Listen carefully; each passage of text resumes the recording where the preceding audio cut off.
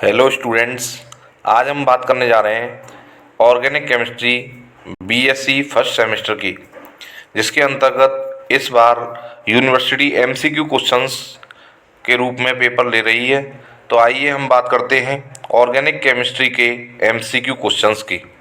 तो number 1 question आपसे पूछ रहा है, what is the other name of homocyclic compound. जैसा कि हम जानते हैं कि होमोसाइक्लिक कंपाउंड जो होते हैं उन्हें हम कार्बोसाइक्लिक कंपाउंड के नाम से भी जानते हैं।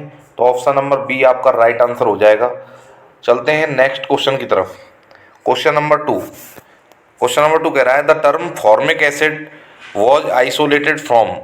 तो इसका जो आंसर होगा वो होगा फॉर्मिसियस, मतलब option B is correct answer. Next question की तरफ चलते हैं। क्वेश्चन नंबर 3, एन एटम और group of atom responsible for characteristic feature of organic compound is term as. तो इसमें जो आपका करेक्टरिस्टिक फीचर जो होता है उसे हम जानते हैं फंक्शनल ग्रुप के नाम से। तो आपका जो ऑप्शन नंबर डी है वो करेक्ट आंसर हो जाएगा, फंक्शनल ग्रुप। नेक्स्ट क्वेश्चन की तरफ चलते हैं। Question number 4, alternate single and double bond in A 6 membered ring of carbon atom full stop the ring is called.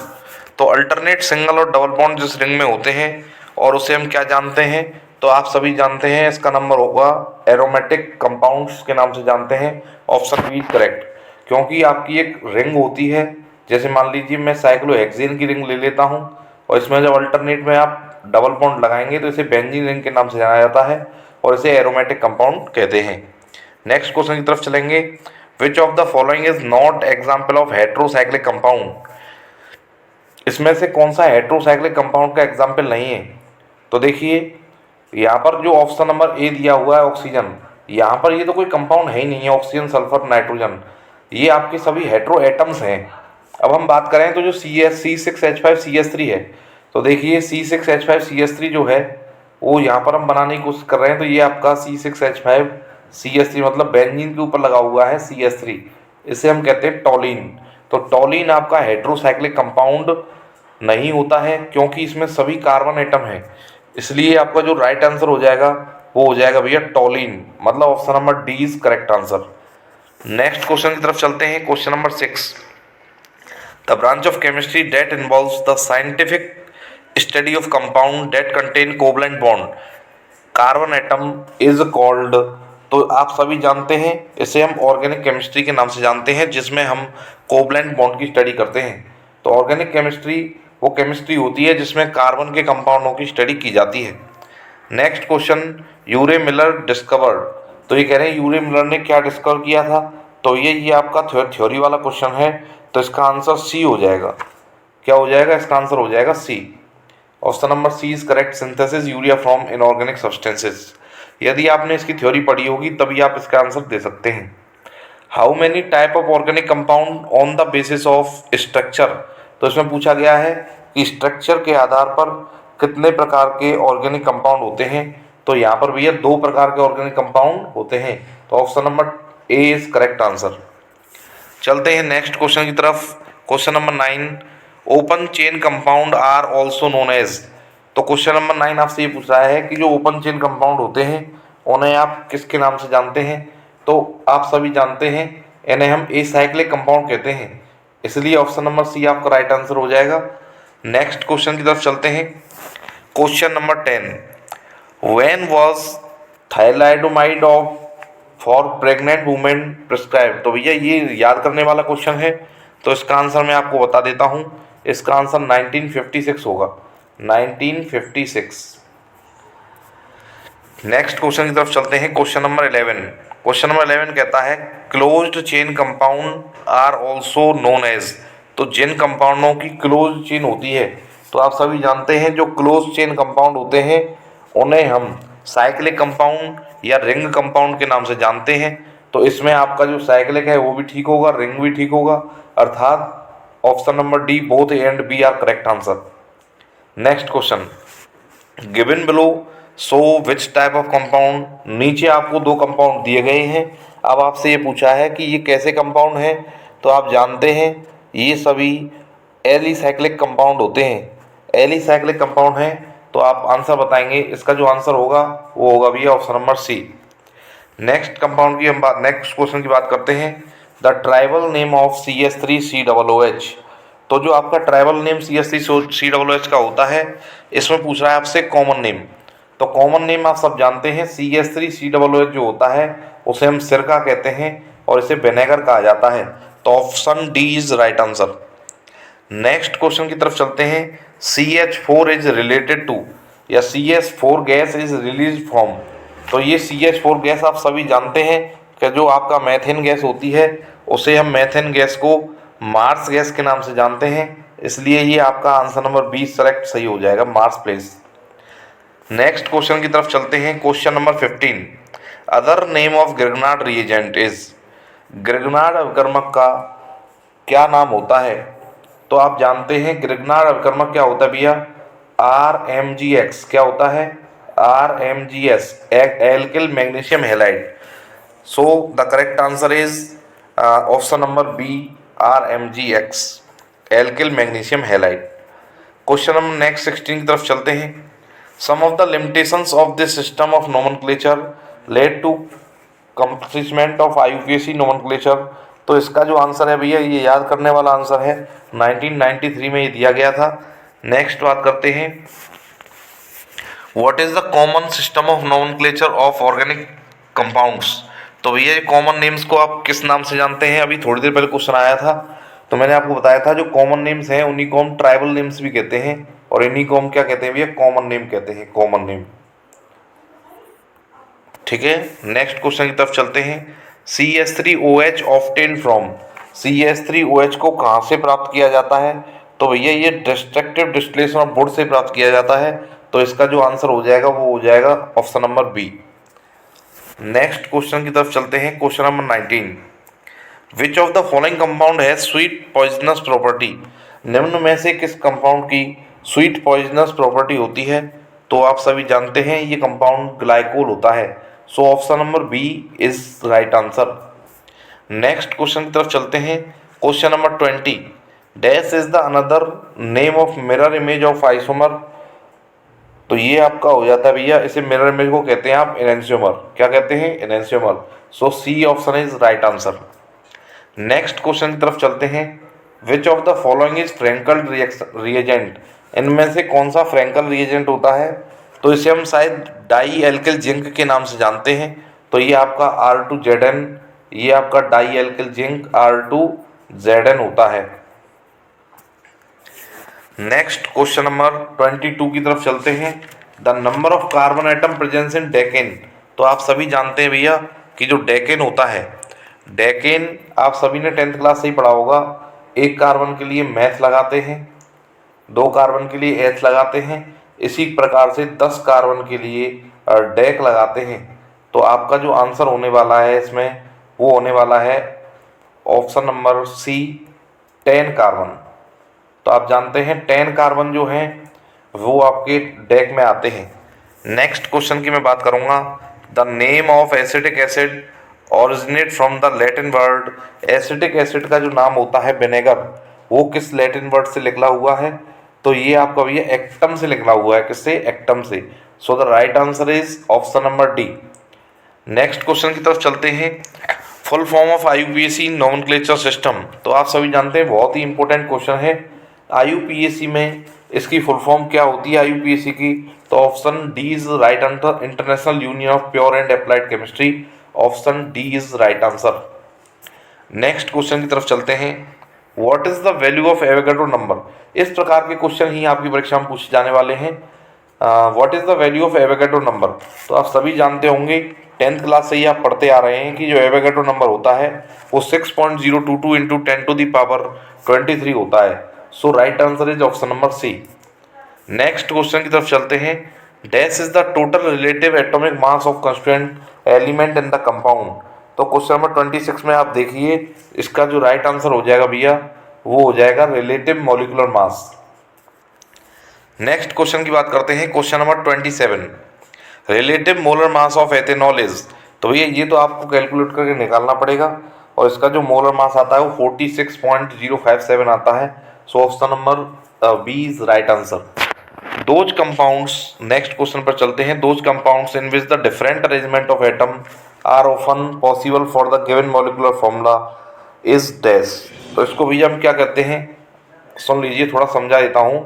Compound के डिफरेंट अरेंजमेंट हैं, तो देखिए भाई, same molecular formula, same molecular formula, same molecular formula होता है और different structures होती हैं, डिफरेंट स्ट्रक्चर्स होती हैं, तो ऐसे कंपाउंडों को हम आइसोमर के नाम से जानते हैं। So the right answer is option number A. Next question, relative molar mass of CO2। आप सभी जानते हैं CO2 का मोलर मास जो होता है वो 44.008 होता है, तो right answer is C option. Next question की तरफ चलते हैं। Question number 30, atom can be arrange in the molecule with similar structural formula such that they have different spatial orientation that isomer is called. तो इस प्रकार के isomers को क्या कहा जाता है भैया, स्टीरियो आइसोमेरिज्म कहा जाता है। नेक्स्ट क्वेश्चन की हम बात करें, which isomerism has a chiral centre in one when the carbon atom are attached to 4 different groups and these make 2 different non superimposable mirror image। तो आप जानते हैं इस प्रकार की जो आइसोमेरिज्म होती है उसे ऑप्टिकल आइसोमेरिज्म के नाम से जाना जाता है। नेक्स्ट क्वेश्चन की बात करेंगे, when plane of two plane polarized light rotate right it is known as। तो आप जानते हैं जब आप किसी कंपाउंड की बात करते हैं तो when plane polarized rotate right it is known as. तो आप जानते हैं भैया लेफ्ट की तरफ जब लाइट घूमती है तो उसे आप लीवो के नाम से जानते हैं। ये बात कर रहा है राइट की, तो इसका आंसर जो हो जाएगा भैया वो हो जाएगा option number B, dextrorotatory. Next question की बात करें, the equal mixture of D and L enantiomer is known as. D and L का जो मिक्सचर होता है उसे हम किसके नाम से जानते हैं, तो आप सभी जानते हैं, इसे हम जानते हैं भैया रेसमिक मिक्सचर के नाम से। किसके नाम से, रेसमिक मिक्सचर के नाम से। So the B option is right answer. Next question चलते हैं, question number 34, dash involve mixing of atomic orbital to produce new hybrid atomic orbitals having new shapes and directional properties. तो question number 14 जो है, 34 जो है, इसका जो answer हो जाएगा वो हो जाएगा भैया हाइब्रिडाइजेशन।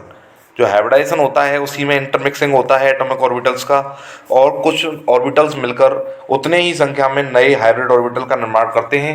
इस प्रक्रिया को हाइब्रिडाइजेशन कहा जाता है। नेक्स्ट क्वेश्चन की बात करेंगे, क्वेश्चन नंबर 35। इसमें आपसे कह रहा है कि एंगल बिटवीन sp हाइब्रिडाइजेशन। तो मैंने कई बार बताया है जब कार्बन कार्बन के बीच में सिंगल बॉन्ड होता है तो इसमें sp3 हाइब्रिडाइजेशन होता है और बॉन्ड एंगल होता है 108 डिग्री या 109 डिग्री 9.5 डिग्री।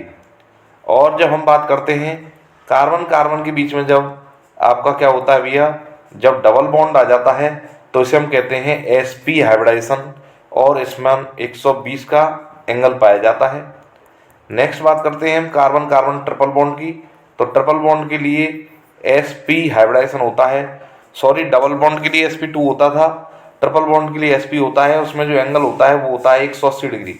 तो जो हम बात बताने जा रहे थे या क्वेश्चन में पूछा गया है angle between sp hybridization is, तो sp हाइब्रिडाइजेशन के लिए एंगल 180 डिग्री होता है भैया। नेक्स्ट क्वेश्चन की हम बात करेंगे, which of the following compound show sp hybridization. इसमें से कौन सा जो है वो sp हाइब्रिडाइजेशन शो करेगा। तो ये मैं बात कर लूँ यहाँ पर, जो sp हाइब्रिडाइजेशन शो करेगा वो करेगा BeF2। तो इसका जो स्ट्रक्चर होता है वो ऐसे होता है, बेरिलियम और ये फ्लोराइड इधर लगी होती हैं और ये ऐसे लगी होती हैं।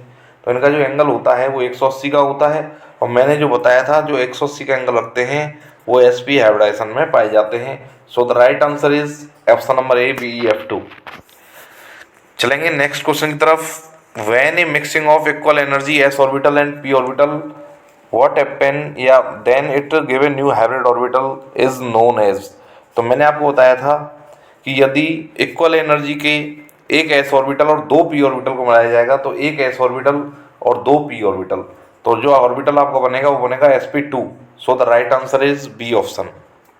अब हम चलते हैं भैया नेक्स्ट क्वेश्चन की तरफ।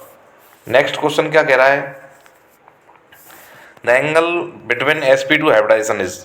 तो मैंने अभी थोड़ी देर पहले ही आपको बताया था कि जो sp2 हाइब्रिडाइजेशन होता है, तो sp2 हाइब्रिडाइजेशन में 120 डिग्री का एंगल पाया जाता है, ट्रायगोनल शेप पाई जाती है। So the right answer is option number B, option number A, 120 degree. Next question की तरफ चलते हैं। Which type of hybridization create tetrahedral shape. थोड़ी ही देर पहले मैं बता चुका हूँ कि जो टेट्राहेड्रल शेप होती है भैया वो sp3 में होती है, क्योंकि आप जानते हैं sp3 हाइब्रिडाइजेशन में 109.5 डिग्री का एंगल पाया जाता है। So the right answer is sp3 hybridization, option number C. Next question की तरफ चलते हैं। The distance between nuclei of two covalent bond atom is known as. ये कह रहा है कि जो दो कोवलेंट बॉन्ड एटम होते हैं उनके बीच की जो दूरी होती है उसे हम किसके नाम से जानते हैं। So the right answer is bond length. इसे हम बॉन्ड लेंथ के नाम से जानते हैं। नेक्स्ट क्वेश्चन की तरफ चलेंगे। The bond length of CH, carbon और हाइड्रोजन के बीच में बॉन्ड लेंथ कितनी होती है। तो भैया ये याद करने वाले क्वेश्चन है। बॉन्ड लेंथ जो होती है वो होती है 1.09। कार्बन कार्बन के बीच में सिंगल बॉन्ड हो तो बॉन्ड लेंथ होती है भैया 1.54। कार्बन कार्बन डबल बॉन्ड हो तो बॉन्ड लेंथ होती है 1.34, और कार्बन कार्बन ट्रिपल बॉन्ड हो तो बॉन्ड लेंथ होती है भैया 1.20। इस प्रकार से आप याद रख सकते हैं। तो कार्बन हाइड्रोजन की जो बॉन्ड लेंथ होगी वो आपकी 1.09 होगी। तो so the option number 1 is correct answer. Next, the bond length of carbon bromine is. तो आप देख रहे हैं क्वेश्चन नंबर 42 को। तो कार्बन ब्रोमीन की जो बॉन्ड लेंथ होती है वो 1.97 होती है। Option number D is right answer. The angle between the bond form by the atom, angle between bond form by the atom is called. तो जो एंगल बनता है बॉन्डों के बीच में उसे हम बॉन्ड एंगल के नाम से जानते हैं। फॉर एग्जाम्पल मैं बता देता हूँ, जैसे वाटर का मॉलिक्यूल आप लेंगे तो सेंटर में ऑक्सीजन और ये आपका हाइड्रोजन होते हैं, तो इनके बीच का जो एंगल बनता है इसे आप बॉन्ड एंगल कहते हैं, और ये 104.5 होता है।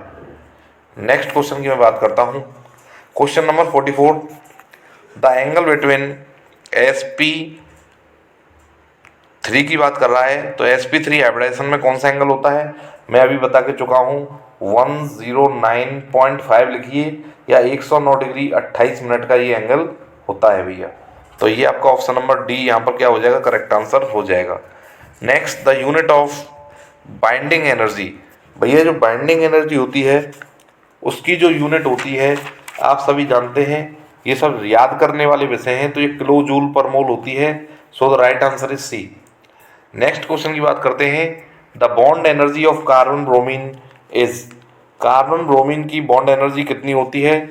So the right answer is 284.5 kilo joule per mole. Next question की बात करते हैं। Which of the following factor affect the bond energy. निम्न में से कौन सा फैक्टर बॉन्ड एनर्जी को प्रभावित करता है। तो जो फैक्टर अफेक्टिंग में मैंने आपको बताए थे, atomic size and bond multiplicity, option number A is correct answer. कैसे इफेक्ट करता है भैया बॉन्ड एनर्जी को, क्योंकि जैसे जैसे आपकी बॉन्डों की संख्या बढ़ती जाती है, बॉन्ड मल्टीपलिसिटी बढ़ती जाती है, तो ये आपकी एनर्जी ज़्यादा देनी पड़ती है। साइज छोटा होता है तो भी बॉन्ड एनर्जी ज़्यादा देनी पड़ती है। तो कहने का अर्थ है कि एटॉमिक साइज और बॉन्ड मल्टीपलिसिटी से प्रभावित करते हैं। When a mixture of equal energy of 1s orbitals and 3p orbitals it gives।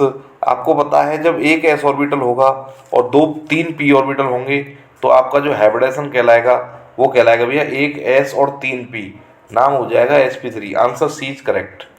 Next, अभी मैं थोड़ी देर पहले ही आपको बताया था बॉन्ड एंगल इन वाटर। तो देखिए भाई, वाटर जो होता है उसके अंदर आप जानते हैं oxygen central metal atom H और यहाँ होते हैं आपके लोन पेयर। तो आप जानते हैं वेस्पर थ्योरी के अनुसार लोन पेयर का रिपल्सन जो होता है वो ज़्यादा होता है, और जब ज़्यादा होगा भैया तो इसका एंगल 109 डिग्री 109.5 डिग्री से 104.5 हो जाता है। तो जब राइट आंसर जो आपका होगा वो होगा भैया ऑप्शन नंबर बी। जो ऑप्शन नंबर बी है उसमें 104.5 डिग्री है। Next, last question, the region where the electron density is high. Electron density कहाँ हाई होती है भैया, तो जो ऑप्शन है उसका आंसर है भैया ऑप्शन नंबर ए, लोब्स। लोब्स पर जो इलेक्ट्रॉन डेंसिटी होती है वो हाई होती है। इसी प्रकार के जो MCQs हैं मैं आपकी परीक्षा तक लाता रहूँगा। तो तो मेरे चैनल को इस प्रकार के MCQ देखने के लिए सब्सक्राइब करें, लाइक करें एंड शेयर करें। धन्यवाद।